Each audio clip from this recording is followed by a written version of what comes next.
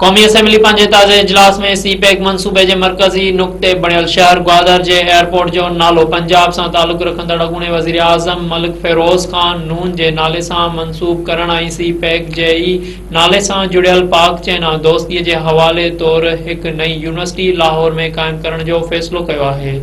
क़ौमी असेंबली इजलास में MNA राणा कासिम नून ग्वादर इंटरनेशनल एयरपोर्ट जो नालो तब्दील करे अॻूणे वज़ीर आज़म मलिक फ़िरोज़ ख़ान नून जे नाले सां मंसूब करण वारो ठहराव पेश कयो जेको ऐवान मंज़ूर करे वरितो।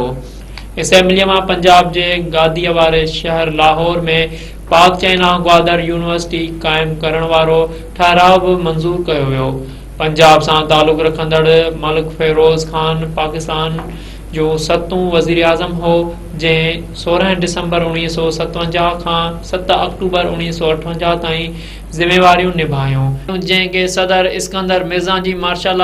लॻाइण वक़्तु उहिदे तां हटायो वियो।